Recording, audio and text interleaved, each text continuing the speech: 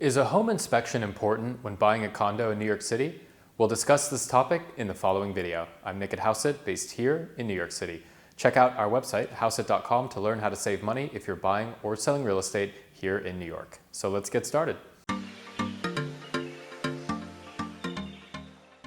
A home inspection is a fairly uncommon request for condos in New York City.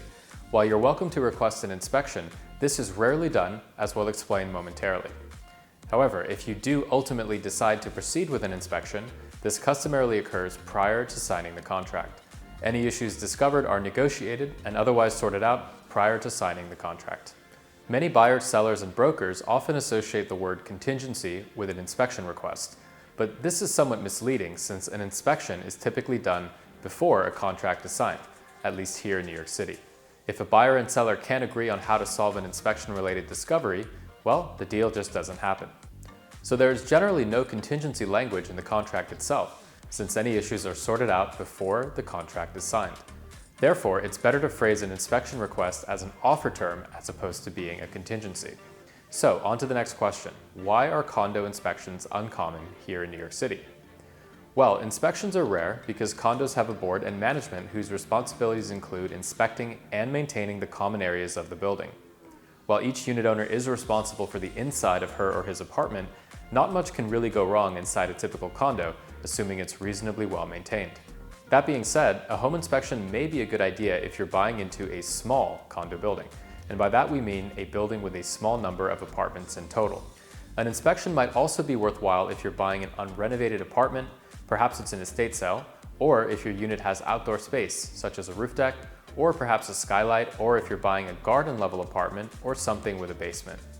But for a typical condo unit renovated in the past 20 years and reasonably well maintained, an inspection is, in our opinion, overkill. So why is an inspection important when dealing with a small condo building? Well, buying an apartment in a smaller condo is generally riskier than buying into a larger building. When a small condo needs capital upgrades to expensive components such as the roof, boiler, facade, or elevator, there are fewer apartment owners who share the bill. As a general rule of thumb, an inspection might be a good idea if the condo building has 10 or fewer apartments. Now, if you're buying a condo in a townhouse conversion in Brooklyn, for example, there might just be 2 or 3 apartments in total.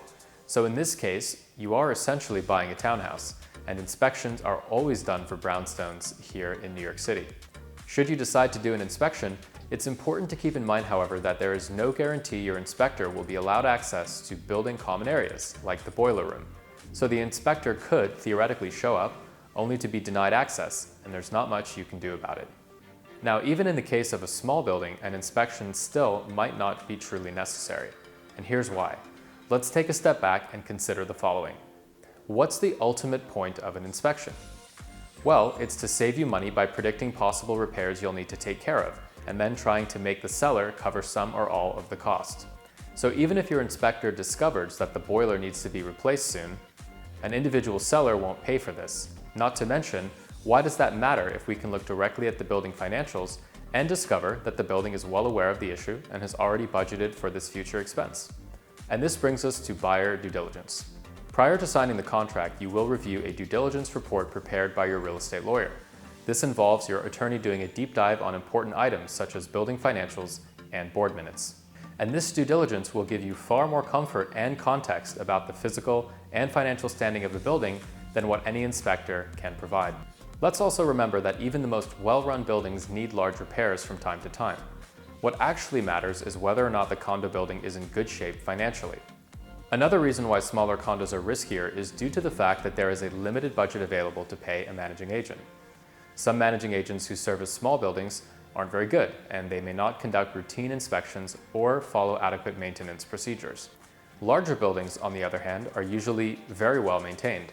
They almost always have a professional management company, a live-in super, and in some cases, an on-site operations team. So in our opinion, an inspection for a condo unit in a large building is a colossal waste of money. However, you're more than welcome to request one should it give you additional peace of mind, and you would include this as one of your offer terms. Moving along, an inspection might also be a good idea if you're buying a unit which requires a total gut renovation. This is particularly relevant in the case of an estate sale, where someone has continuously occupied an apartment for, say, decades while doing little or no maintenance. Another risk factor warranting an inspection is if your unit is a garden-level apartment or a duplex with basement access.